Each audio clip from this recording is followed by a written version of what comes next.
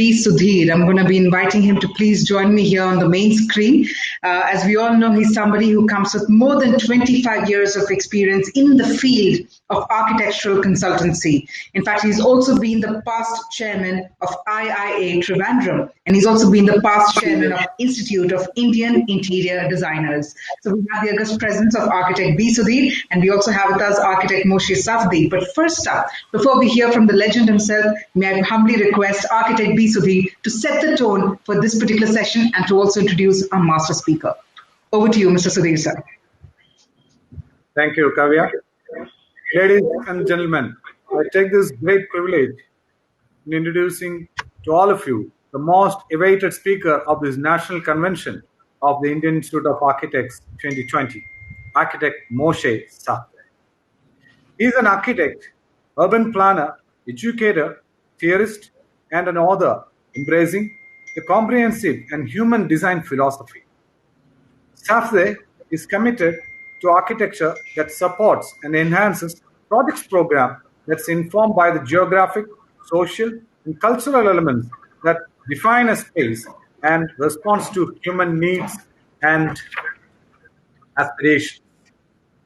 Over a celebrated 50 years of career, Safdie has explored the essential principle of socially responsible architecture and designs with a distinct design language or a visual language. This wide range of completed projects include cultural, educational, civic, institutional, neighborhoods, and public parks, housing, mixed-use urban centers, airports, and master plans of existing communities and entirely new cities. Safdie, his projects can be found in North and South America, the Middle East, and the entire throughout Asia. A citizen of Israel, Canada, and USA, Safdie graduated from the McGill University. In 1964, he established his own firm to realize Habitat 67, an adaptation of his undergraduate thesis program and turning point in modern architecture, as we all know. Most recently, he was awarded the Wolf Prize in architecture for a career motivated by the social concerns of architecture and formal experimentation. Ladies and gentlemen, I present you the star architect and speaker of this national convention of our generation, architect Moshe Safdie. Over to you, sir. Thank you. Thank you, Mr. Sudhir, for your generous words, and greetings from Cambridge, Massachusetts. I hope you're all coping with these very difficult days. I don't think in my lifetime I've experienced anything quite like it. And I was thinking, what is appropriate to talk about in architecture in these very particular times? And I've selected 4 themes that I think are relevant. And the first one is, are there limits to density? Or put inversely, if we are destined or doomed, whichever way you want to put it, to live in high-rise, dense cities, how do we make them livable? How do we make them habitable? How do we create a quality of life that is worthy of our times? The second theme is, in this time of globalization, where everything becomes the same everywhere, where you come to a place and you're not even sure what part of the world you're in, what can we as architects do to find the particular and to design buildings that celebrate particular cultures, particular histories, rather than the same everywhere? And the third one, which really is a subject of great concern, and we feel it in this time of the crisis, is, can we save and take back the public realm? Can we design places and cities worthy of our time? Can we go beyond them all? And finally, I'd like to look forward. And so let me start with a bit of history, if you permit me.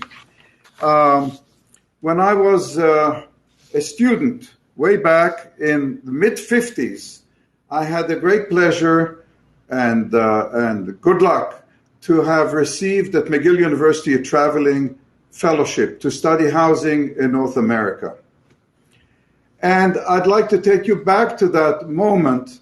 So I traveled in North America, and what I saw was public housing projects, high-rise, not very habitable, long, tall structures without balconies. And then I saw suburbs. And those who had the means, those who had the capability, went and lived in the suburbs. And I came back with the idea, can we rethink the apartment building? Can we make a place where everyone has a garden, where apartments become houses? And there were some thoughts about prefabrication. Could we find a way to build this more economically by taking the factory technology and applying it to housing? But the underlying theme was, let's stop extruding these towers as places to live in and try and create a complex that goes back to the vernacular, where every dwelling becomes identifiable. You see the building today, 50 years later, it is a very cohesive and vibrant community. It is a place which, in terms of the community life, has proven itself over the years. It sits in Montreal, across from the city, and it has set the standard, in a way, for a kind of ideal to strive for as we build dense and denser. But things have actually evolved since then. I have to confess to you that I never imagined, when I was designing Habitat 50 years ago, 60 years ago, that we would come to the kind of densities that we see in cities everywhere. They are now 10, 20, 30 times what they were in cities when I had made my tour half a century ago. And with that density comes a deep dehumanization. The question is, can we deal with that new kind of reality? And so some 20 years ago, 15 years ago, we decided in our office to set up a fellowship. The reality of today, we would study the habitat of the future. And the question was, can we deal with mixed use? Can we deal with densities as dense as the densest of cities? And so, in that study, possibilities of new modes, new models. I show you here in our office what we call the storage of all the ideas, the warehouse of all the models we explored. And I'll touch on a few of them just to give you a glimpse of some of the range. In this particular case, we decided to see what we could do with a structure that was completely vertical, simply built out of panel systems of prefabrication, yet maintaining the sense of garden, the sense of openness. There were denser versions, as you see here, utilizing steel technology. But finally, we decided to get very specific. We said, let's take the city of New York, Midtown Manhattan, one of the denser places, not as dense as Hong Kong, perhaps, but a general GFA of 12, mixed of offices and residential. We actually mapped, you see on the left side, offices, residential, retail, and we tried to reorganize the precise same density as Midtown Manhattan in a new mixed-use arrangement. We put the office structures in the lower 25 floors, placed the residential above it, created streets on the 25th level and on the 50th level, and came up with a model that actually was precisely the same as the density of Manhattan. And within that, we created a porous structure full of urban windows, I call them, where no matter where you build it, it would not form a wall. It would be open to the seacoast or to the parks around it. and it would be imbued with both public and private open space, and it would bring nature together back with architecture. And as things work out, there was then the application of these to reality. And for the first time since we built the project in Montreal, we were able to apply this, in this particular case, in the city of Qingguandao in China, middle-income housing on a coastal city not far from Beijing. We were able to achieve these extraordinary densities for middle-income housing. We were not, unfortunately, using advanced prefabrication, but we certainly were able to start restoring the kind of amenities. In Singapore, also middle-income housing, a complex known as Sky Habitat, 600 families, lots of children. We created levels of bridges which have public playgrounds and public spaces, also private terraces and balconies in a residential complex that really upped the quality of life and actually competed with even the most luxurious buildings in Singapore. And in Colombo, now being completed, this one is not middle-income housing, I have to confess. It is super luxury, but a 65-story residential tower being completed. To another theme that has really occupied my life as an architect, which is to try and discover how a work of architecture can really express the place in which it is built.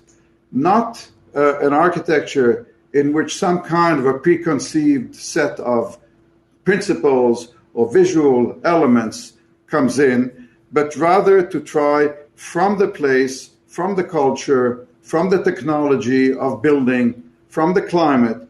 I'll begin with the city of Jerusalem, which I've been working intensely since the 1970s. This is the old city. You can see the fabric of the vernacular city, the layers of architecture of several centuries.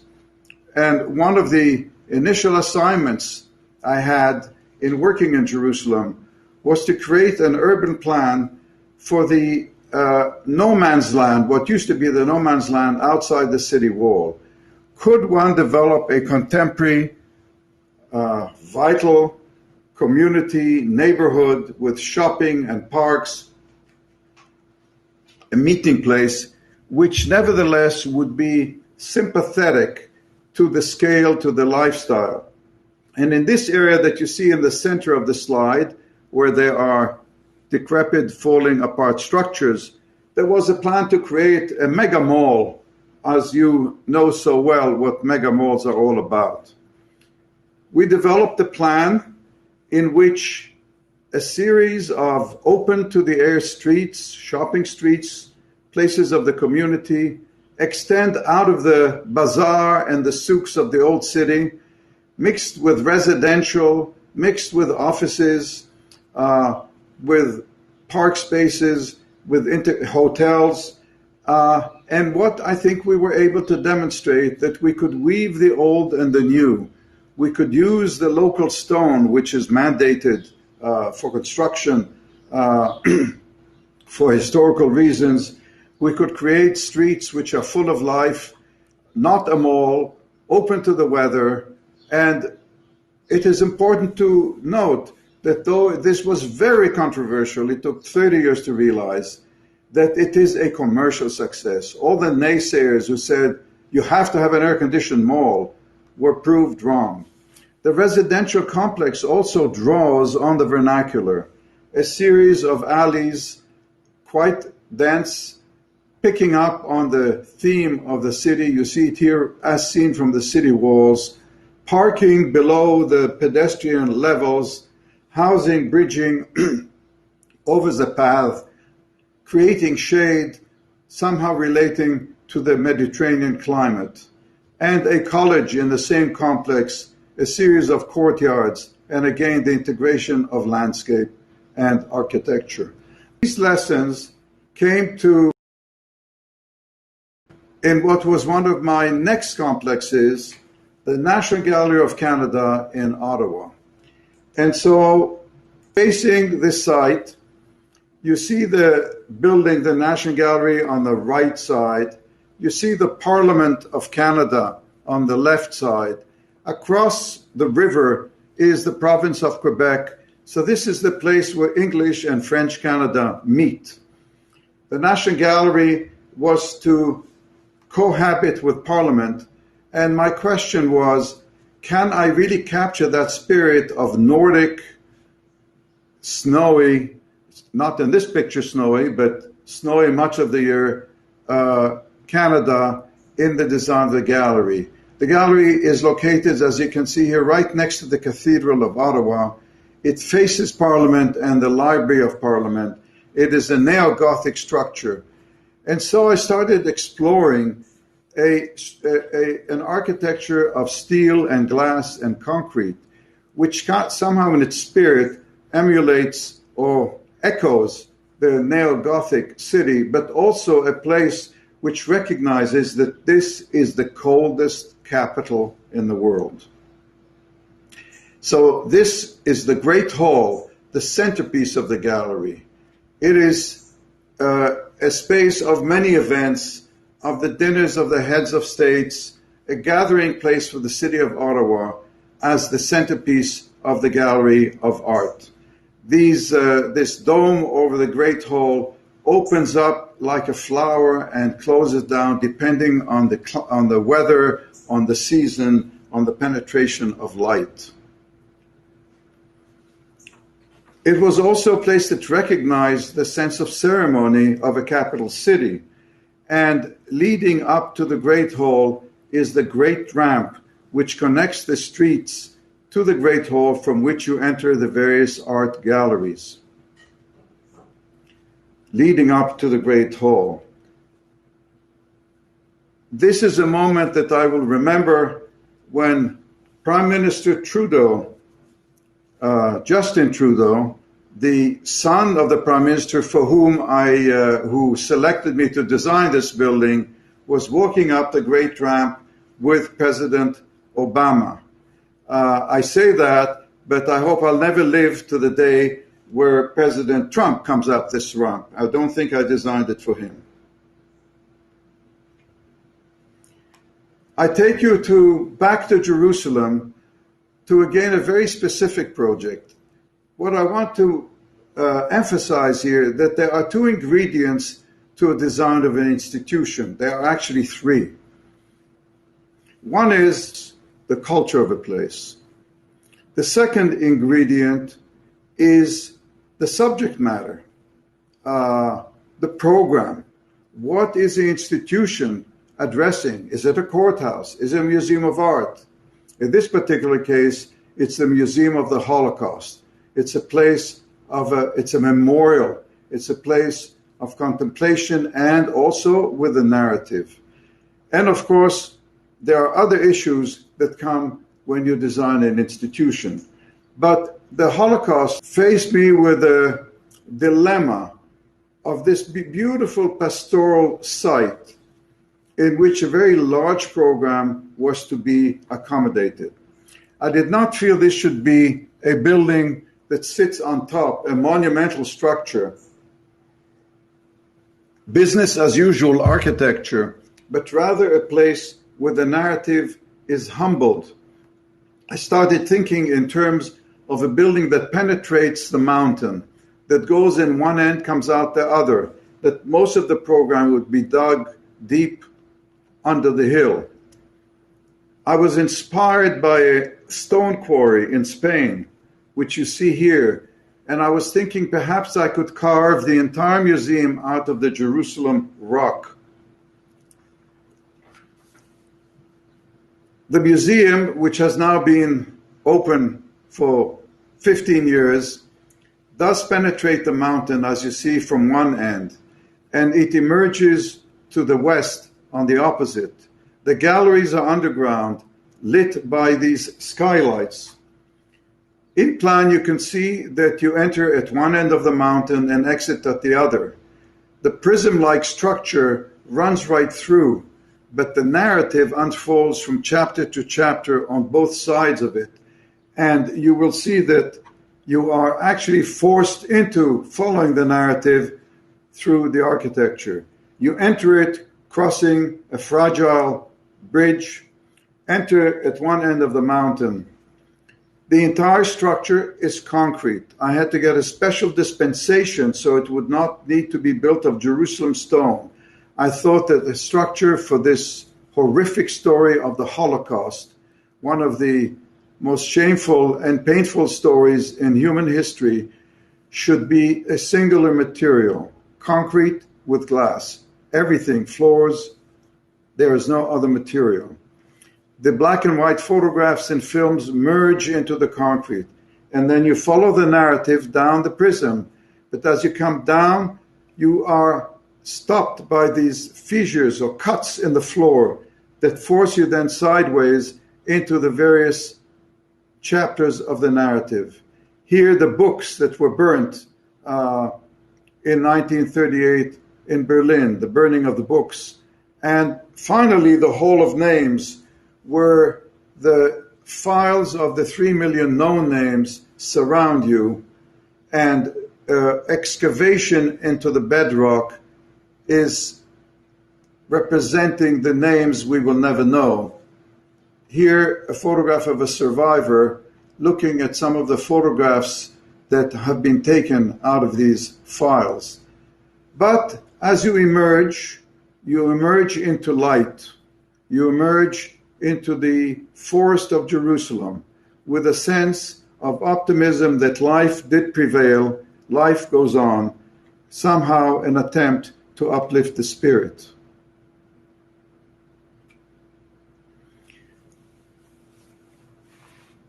I will follow with a project, my only project in India, the Khalsa Heritage Center in Anandpur Sahib in the Punjab, which actually came to be to life at Yad Vashem. On one of my visits to Jerusalem, I was informed by the foreign ministry that the chief minister of the Punjab was there on an official visit. He had gone to Yad Vashem, he was deeply moved, and he asked if he could meet the architect. I met him at his hotel, and he told me about the plans to build a museum that would tell the story of the Sikh people, the history of the Sikhs in Anandpur Sahib, and asked whether I would come and design it. I didn't quite, all of us know as architects how painful it is to get projects sometimes, competitions, interviews, etc. And here was just on a silver platter the offer to come and design such a significant building. And I was deeply moved by this gesture of confidence. I was first taken 2 weeks later to the Golden Temple in Amritsar, and then to Anandpur Sahib, where we visited the site. And I remember on my, after learning the program, after spending a couple of months studying Sikhism, I had a number of teachers in Delhi and in Chandigarh, flying back home and beginning to sketch what this might be like. And many of you will probably recognize in the upper left-hand corner a sketch I made of Jaisalmer, one of the most inspiring places for an architect to be at, and remembering the tradition of the fortress, which is so central to the narrative of Sikh history. Several months later, I arrived with this wood model, and later on with a much larger model, which showed the entire site of Anandpur Sahib with the proposed design. Part of it on the side of the town, part of it across the valley made into a network of water gardens, a pedestrian bridge crossing between the two and linking the History Museum with the auditorium and the library and the changing exhibitions. Behind us, you see the site itself, which already was the subject of excavation. I went away back to Cambridge to start developing the plans. And when I came back for the groundbreaking, which was a very moving event, part of the bridge was already built. We were still doing working drawings, but the bridge was built. Some of you might have been to Anandpur Sahib. The building is made of concrete. It is clad with the Gwalior sandstone. It is roofed with stainless steel, which was manufactured in the south of India. And you can see the water gardens. And it was interesting, the big debate about whether an outsider, somebody actually who of another faith, someone who is not part of that culture, could actually absorb the meaning of Sikhism and come up with something which will have a sense of belonging and identity for those for which it is intended. And I have to say that one of the most rewarding experiences has been to see to what extent this building has been embraced by the community, has become part of Sikh identity. You see here one of the exhibits where the visitors ascend via the ramp, experiencing a year in the life of Sikh rural life in the villages. I will take you now back to the United States, to a place which is in the middle of the country, a small town in the Midwest of Arkansas, where I was asked to design a museum for American art. But as you would expect a museum, it would be in the middle of the city. It would be somewhere integrated into an urban environment. In this particular case, the museum in a wooded area abutting the small town of Bentonville, Arkansas. You can see that the site itself is a ravine surrounded by mature trees. It looks isolated, but it is in fact 10 minutes walking down a trail from the downtown of Bentonville. Though when I say downtown, you think of more of a set of a Western film than, say, downtown New York or Chicago. It is a small city. But how do you appropriately design a museum in this extraordinary setting? There's a spring, Crystal Springs, which feeds this water course coming down the ravine.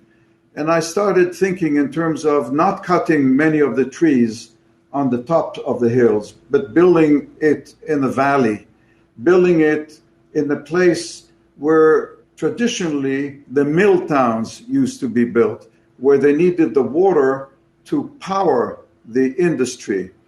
And so I proposed building 2 dams.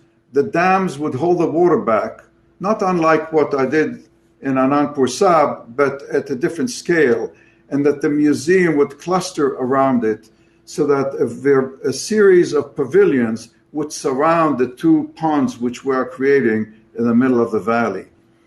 And from the sketch to reality, you see here the pavilions of galleries and other museum spaces within the valley, surrounded by all these wonderful mature trees, the watercourse running right through them, so that when there is a serious rain, there is actually a waterfall coming from within the buildings. I wanted to celebrate the fact that this is built in a place where wood is the primary building material, and find new ways to construct with wood, so that the structure is entirely of concrete wood with copper roofs. Here is one of the social spaces in the museum. It is spanning from across the pond. You can see the laminated wood structures forming an elegant structure which is supported by a series of cables. I'll show you that in a moment. There it is overlooking the pond. The concrete is inlaid in the places where the ties are with wood. Here is the building that is both a dam in its lower structure and a suspension bridge in its upper structure, so that the cable structure supports the wood structure under which are pavilions or galleries. You see here the wood structure in suspension looking out. You see one of the galleries as you enter it, and as you enter it, there is this magical daylight which comes right through the wood structure and filters beautifully into the gallery. Totally even, wonderful daylight. And the structure at dusk, as you see, from the Great Hall, where there are social and cultural events, across to the galleries, library, etc. I will move on now to the subject of more recent occupation, of immediate concern, and that is the public realm. And I will like to show three projects, which I will do, projects in which we have explored how we might reconsider the current method of creating public realm. The dominant approach has been the mall, the mega mall, the mall that you see in every city, that I've seen in Delhi and Mumbai, all over China, podiums with towers above them. And the question is, can we create public realm which is response to the needs of people, partially climate controlled, partially open to the weather and to nature, but most importantly, not introvert, not contained, but rather connected to the city. How can we get many developments to start linking to each other? How can we make places extrovert, inclusive, rather than the more privatized public space that is increasingly taking over our cities? And for me, the opportunity came when we won the competition for Marina Bay Sands in Singapore. It has theaters, convention centers, shopping, hotels, museum, quite a mix of uses. But the question here was, can we create a new kind of public realm? Can we create it at many levels?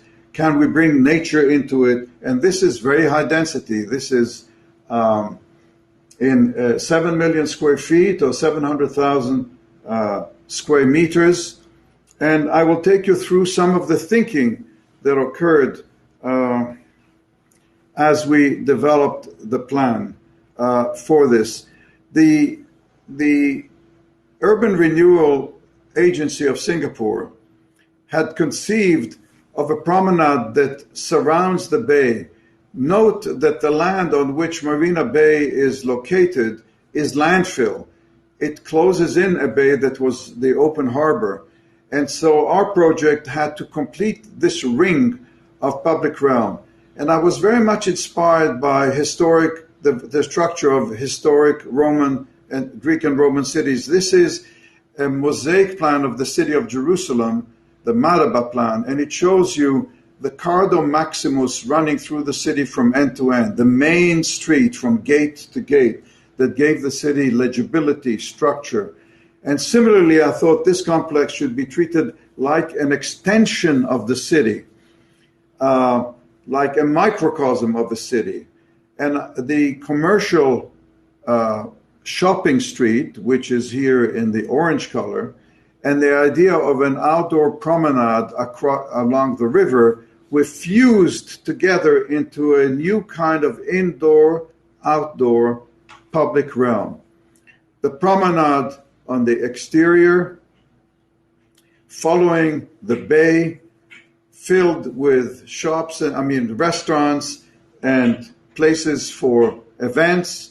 Along it, the museum, the big plaza in which events occur almost every night. In the background there, you see the Museum of Art Science, which was part of our program of cultural facilities in the complex. And then you move to the air-conditioned part, and they are seamlessly extending one from the other. As you can see, looking back from the bay on the many layers. But also every surface, every roof surface in this complex has been made accessible to the public. And perhaps the most dramatic concept of Marina Bay is to open up the roof level of the 3 hotels into a grand sky park full of gardens, swimming pools, a public observatory, and to demonstrate that at various levels of a structure, you can create an extension of the public realm off the ground plane. Here you see it in its full extent, and the by now very famous infinity pool overlooking downtown Singapore. A second opportunity was a complex in the Chinese city of Chongqing. Not everyone has heard of Chongqing. When I was first commissioned, I said, "What? Chongqing? Where is that?" Chongqing is the largest city in China, which probably makes it one of the 2 or 3 largest cities in the world, 38 million and going strong. And this particular site in Chongqing is the most significant. It is the promontory in which the Yangtze and Jialing River meet. It's called the Emperor's Landing because historically it was where the emperor would come up the Yangtze from the coastline to Chongqing. There is a great piazza built there, which we were to respect, and the site that we were asked to rebuild is the site behind this piazza.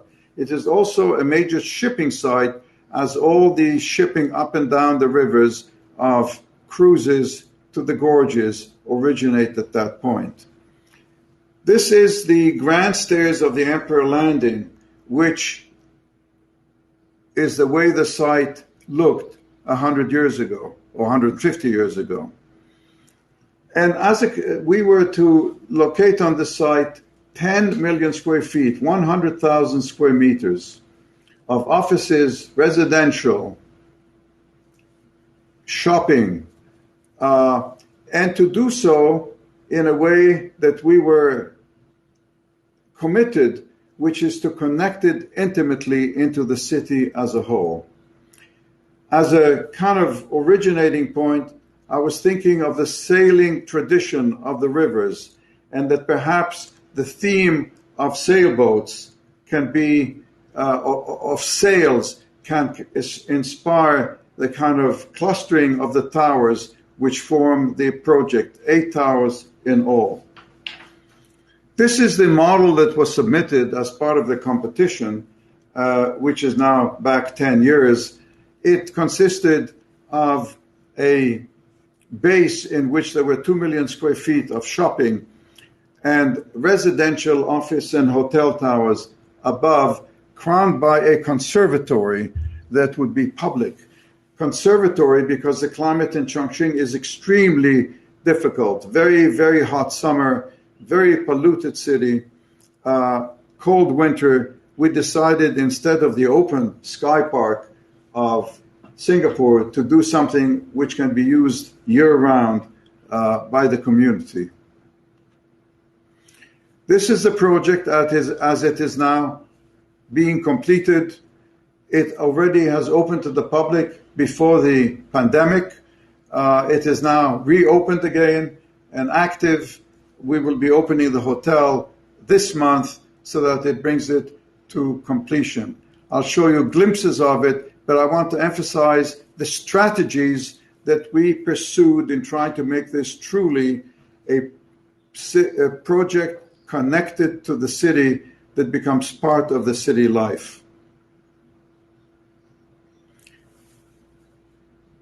Several important streets traditionally run down the city towards the tip of the peninsula.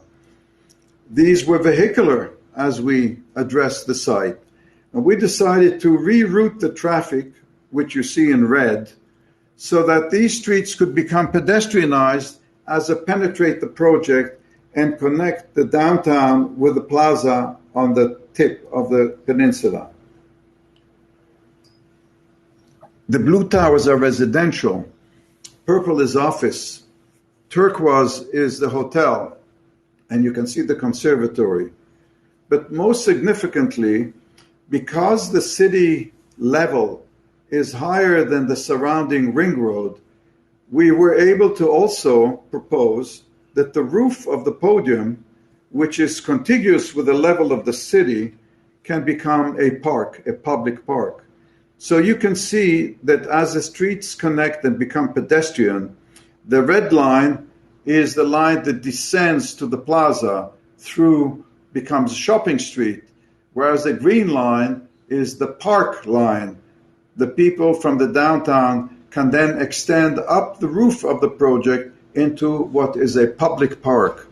This was a great contribution then to the city to have the project actually in two ways connect to the plaza, rather than privatize the space, made it completely part of the urban whole. So you can see here as the streets penetrate and then run between the towers all the way to the plaza.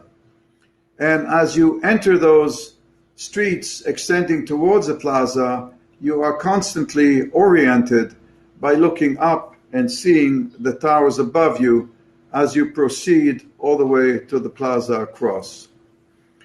The conservatory was a feat in itself.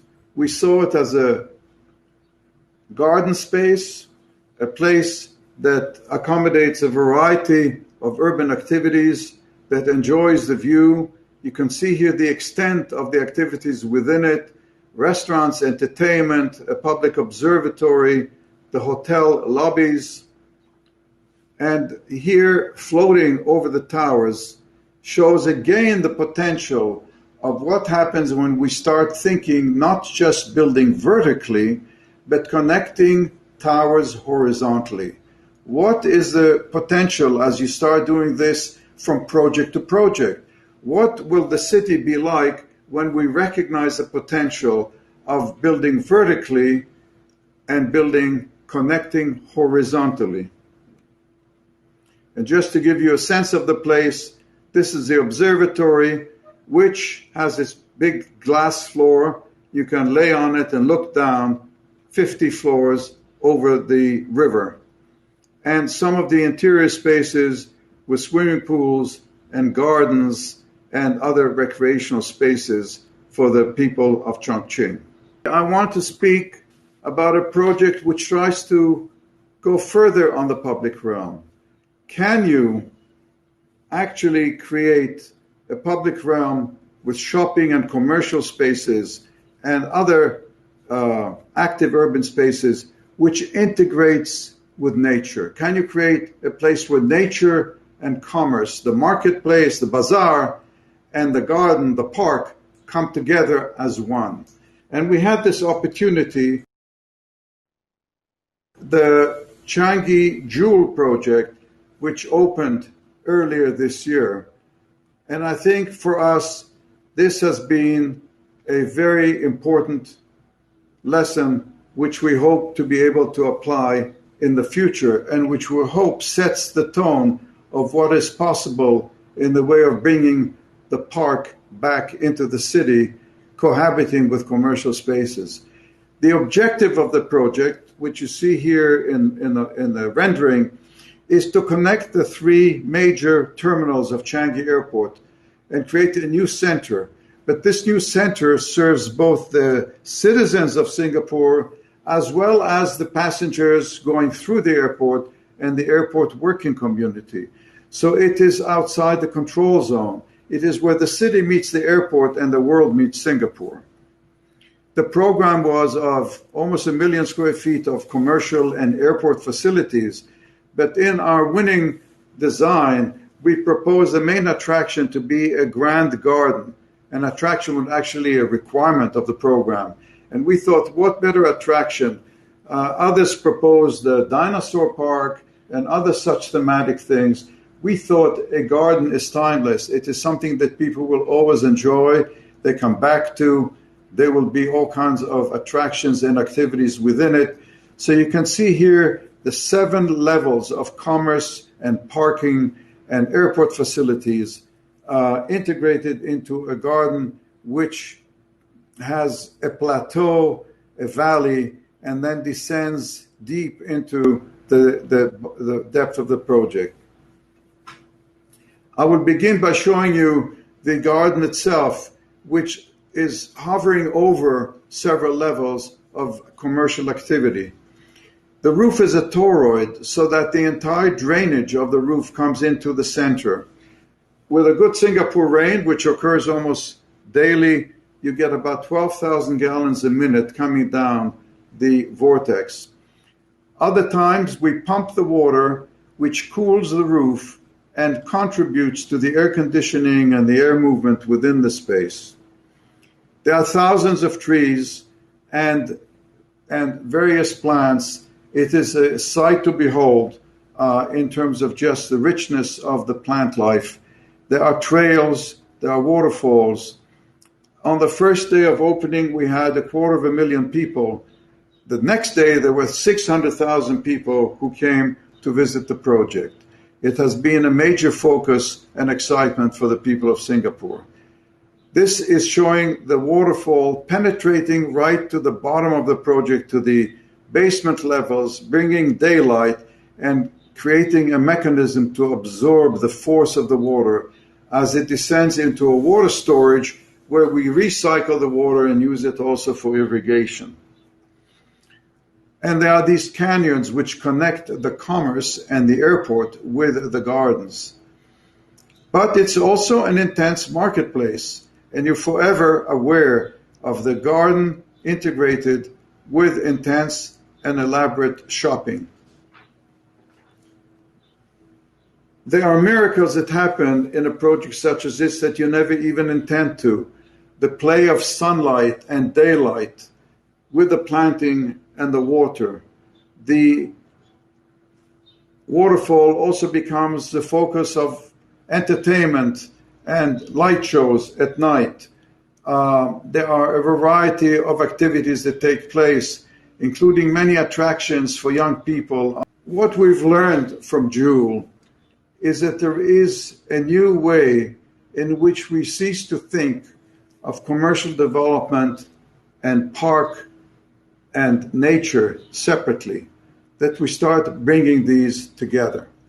But I now, in conclusion, want to reflect a bit about where we are today. I'd like to look forward and reflect on certain developments. And first, I would like to say post-corona lessons is that we've seen our streets without too many cars, sometimes without cars. We've seen our sky blue again. And it is time to start thinking of the carless city. 10 years ago, I wrote The City After the Automobile. It's a misleading title. I did not propose no cars. I said no more private cars. Let's have cars just as on demand. Just like bicycles on demand, cars on demand. This would cut the number of cars in the city by millions. It would cut the parking space needed by, it would make the possibility of interchange between airports and trains and mass transit and vehicles painless. It's not the only way. There are discussions about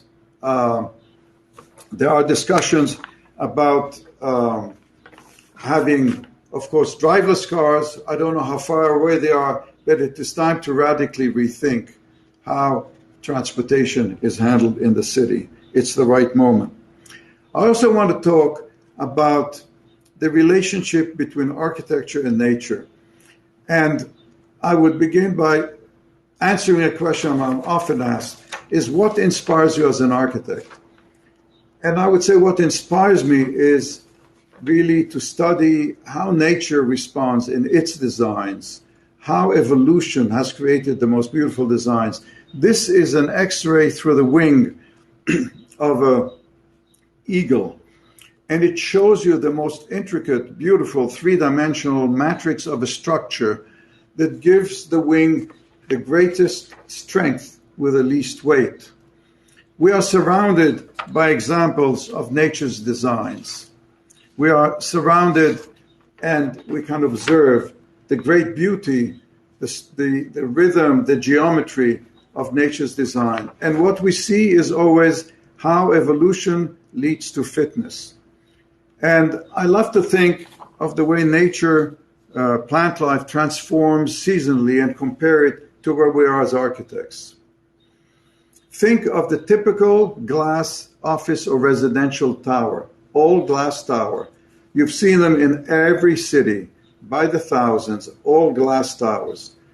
In hot Dubai or Abu Dhabi, in freezing Montreal or Toronto, the glass tower, four sides, all identical, every orientation, the sunny side, the shaded side. And then think of the tree, how it transforms seasonally in particular climates from summer to winter. Think of how architecture would be if that glass tower transformed. It would become something else in Abu Dhabi as it would be from the cold climate of the north or the south.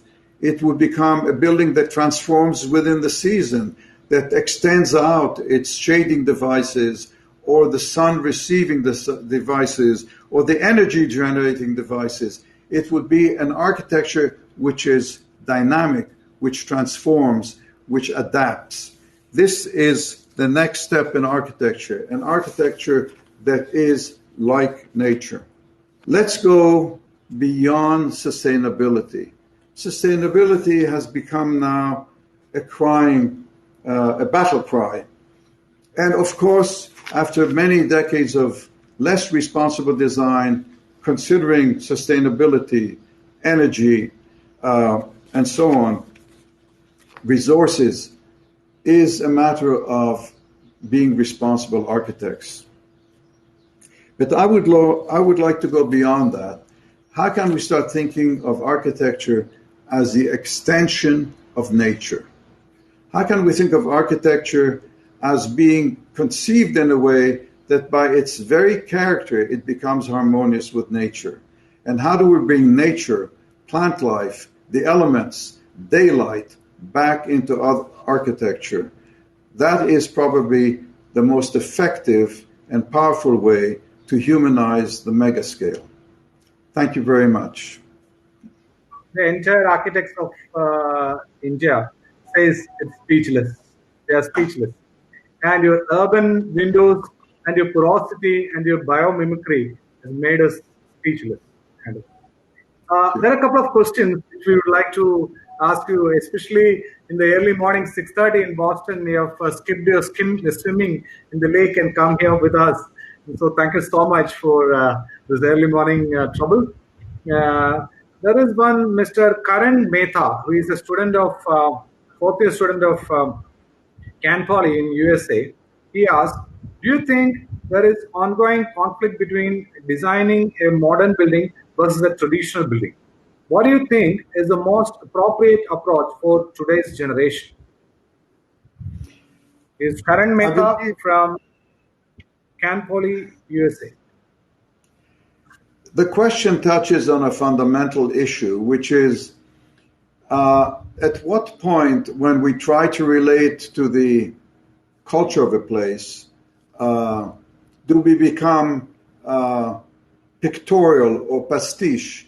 We've seen many Western architects build in the Middle East, for example, and in an attempt to make an architecture that belongs, they put a few arches in and a few lattice-like mashrabiyah grills, and they think that is contextualism. So the question is, what are the elements of traditional architecture that you bring into contemporary architecture, and how do you do so with modern materials, with contemporary construction. You cannot imitate the old constructions. You can't even do so if you wanted to. And the also contemporary context of air conditioning, of technology. And I think it means going back to first principles. For example, in the Mediterranean, the courtyard is still a valid prototype. The bazaar and the souk is a valid prototype. It might need transformation in scale, but it's a valid prototype. There are many ways of dealing with light for example, the Mediterranean climate or the desert climate are valid prototypes. On the other hand, we have many new tools, many new typologies, and the question is to merge them with authenticity, so that what I've been trying to do is try to take the essence of the past and merge it in an authentic way with the present. And that leads to an architecture which cannot be imported or exported from point A to point B, because in many ways it forces you to reinvent it to a particular context almost every time. There are many universal issues. I mean, the issues of scale, the issues of getting the building to be porous, not to be a solid extrusion, the fractalization of architecture, which brings in more light and more surface because it creates more opportunities. These are universal, although they change in mode of adaptation from place to place, but they're universal. What are the major design parameters to be adopted globally to create an environment-friendly and inclusive built environment for building resilient future habitats? This is in light of the post-pandemic architecture. I understand the question. I think there are a number of key ingredients. One of the things that's happened to architecture as a result of the invention of air conditioning is that it destroyed or it eliminated the limits on scale. Because of air conditioning, you can have buildings that are almost any size. It used to be that buildings had a scale because you had to get windows, you had to ventilate them, and that set the limit on scale. We need to counteract what has come out of this syndrome of air conditioning. For example, I think we should legislate that a workspace where you spend a good part of your life, 8 hours a day, must have daylight. It must be near a perimeter. That workspaces should have connectivity to the outdoors, that through an 8-hour day of work you can go and be on an outside terrace, breathe the air, cold or hot, doesn't matter, and just be out there with nature. The same with the public realm. We should not create malls and other spaces and even airports which are deprived of daylight, which are deprived of any connectivity with the outside. This would go a long way, a kind of understanding that daylight and connectivity to outside, inside are fundamental to the well-being of people. And I'm only touching on one because there are other whole series of things that have to do with scale. For example, when we build high and dense, what kind of connectivity to the exterior do we create? So as we get to high-rise buildings, how do we create this kind of permeability? How do we also don't go so dense that buildings become shadowing each other to the point where it's just one canyon after the other, as parts of Hong Kong demonstrate so well? All the traditional cities were connected very much to the ground and the low rise. And how you think the skyscrapers dwellers connect to the ground and feel the ground? I think that how a building comes down to the ground and what it connects to is one of the most significant questions of urbanism today. There have been so many experiments. Le Corbusier put everything on pilotis and everything would flow under. Later on, in New York, it was considered that if a building sets back and creates a plaza, that's a great thing to do, and they were given bonuses. These plazas remained very sterile, unused, until we had other thoughts. I think a building needs to come down to the ground so that it reinforces the activities and the public realm under it. And so that means thinking both horizontally and vertically, so that today we think of a tower and it has a lobby. It does not connect to the city except when you enter it. Actually, a tower should come down and connect not to a lobby. It should connect to a street. There's a big difference. It comes down to the street. That street might be pedestrian. That street might be commercial. It might be something else. But it should be part of the public realm, and it should reinforce the public realm. The same horizontally once we create streets in the air, in the sky. Yeah. Now, it's a very personal question. What about the project in Bangalore for the Tata Group? What happened to it? What happened with the Tata Group, that they started changing our project. They unilaterally made changes. They did not build it as we drew it. We were shocked. It's never happened to us before. And we felt that we can't stand behind it, that what is being built is not what we designed. In fact, all the housing that came down the hill, that came down all the way down, the terraced housing, to the best of my knowledge, was not even constructed. And so I found that the most responsible thing was to resign and remove our name, and to advise the residents not to expect that we are overseeing the construction. It's never happened to us before, and I was very sad about it. What factors are necessary in bringing about urban transformations in the context of a developing country, that is for like India? Well, many years ago, I was asked to design a city in Senegal. It was in the 1970s. Senegal was very representative of Western Africa. Urbanism there was very different from what we understood it to be in the West. There was still the nuclear family. There was the kind of densities of cities which were still almost in a kind of rural tradition. I think that the problem of developing countries is resources. Of course, you get in places like India two worlds. You get high-rise luxury towers in Mumbai and in Delhi, which you could expect to see in Abu Dhabi or in downtown New York. And right next to it, you get self-built housing, which is of a different era, of a different technology, of a different density. So this brings us to the polarization of our communities. And this is not the specialty of developing countries. It is now a worldwide issue. The enormous gap in income and opportunity between the poor and the rich, and the differing resources, land, and availability of funds to construct.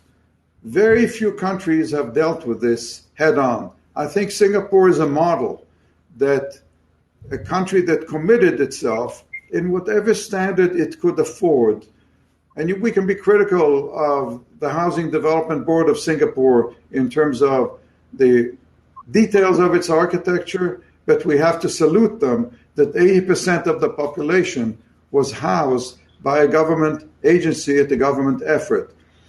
I think that for developing countries, and the gap in resources is going to require some major restructuring of resources of the economy. It's going to mean having greater taxation. I apologize for having to be political, but there's moments where architecture can't fix it without political reform. Now it's a question normally we ask for interviewing the film stars. Like, after continuing and contributing so much for the modern contemporary architecture world, do you regret of not doing any typology of the project, and something that you would like to do in near future? I think that one of the things I have not achieved is to take the concept of the mixed-use, high-density urban complex, such as I showed in the Habitat of the Future research project, where offices and residential and commercial are developed as a kind of integrative high-density complex. I'll give an example. There was an opportunity to do this, for example, in the Hudson Yards project in New York. Some of you might be familiar. It's the largest project built in New York in recent years. Offices and housing and so on and so forth. What's there today, to be generous about it, begs of many questions. It is not achieved a true public realm, and I think it is, for many, the best way I could put it is business as usual. This kind of a program in a major city could demonstrate the next step in urbanism, three-dimensional planning, connectivity in the air, mixing uses in a way that you can optimize their location. That is the one additional project I hope I will have the opportunity to realize. It's taking habitat from 50 years ago and updating it to the reality of today. This question was from Akshay Kumar from Bhubaneswar. And what about what was the most challenging assignment, project you did in your entire span of career, 50 years? The most challenging design? There are many kinds of challenges. So I will have to answer this not in one. For example, the big challenge of habitat, which I built more than half a century ago, was for someone who never built a building before, with a young office of a lot of young people, to put together the most demanding technical building probably ever built in the 20th century and do so competently. That was a challenge. We didn't have experience. We had to make it up with I guess I would say, courage and concentration. A different kind of a challenge was designing the Holocaust Museum Yad Vashem in Jerusalem. This was an emotional challenge. It is probably one of the most significant buildings excuse me, for the Jewish people. And I realized that in a sense I'm creating a shrine, a place of memory, not just a museum, emotional challenge. Marina Bay Sands was the first time my office had to build something like of that complexity, of that scale, millions of square feet in 4 years, design and build in 4 years. We graduated to another level. And the metro rail passing through it. Yes. And so these are different challenges, but they're all exciting to take on. Okay. This question was from Jeet Kumar Gupta. And again, he has asked one more question, like, what's your message to youngsters? You must really love it because it's a tough journey. That's one message. You must really be passionate about architecture. It's probably one of the more undercompensated professions, unfortunately, as you compare it with finance and law and all other kind of fields. And it takes a while before you are able to realize your ideas. So you got to be very passionate about it. And also you've got to be relentlessly consistent, because you cannot afford to give up in architecture. Okay. Now, how do you maintain the scale of human being in your projects? Most of your projects are about 10 million square meters. So how do you maintain the quality of scale? I would hope that my talk today answered this in part, because it is many, many strategies working together. It is about breaking down the mass. It is about understanding that the bigger the architecture, the more critical the orientation. When you design a building that's an airport or a mixed-use complex, you should always know where you are. the system of movement, the hierarchy of going through should be clear. That is why I showed the illustration of the Roman city, or the Roman Jerusalem it was, to show how Roman cities did it. There was the Cardo Maximus, the main street, the cross street. It was legible. You knew where the main path is. And this is orientation and scale and massing and light. And I can't go through every detail, but that's the general strategy to think of. Yeah, this is a very normal question that comes to every architect once you see your presentation. What your projects are definitely challenges offers to the structural engineers and building surveys professionals. So what kind of involvement do you have with them in the stage of conceptualization of a project?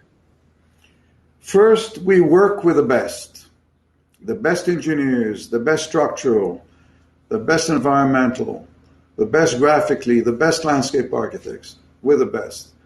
You cannot transcend. Your consultants need to be with you at your level of ambition.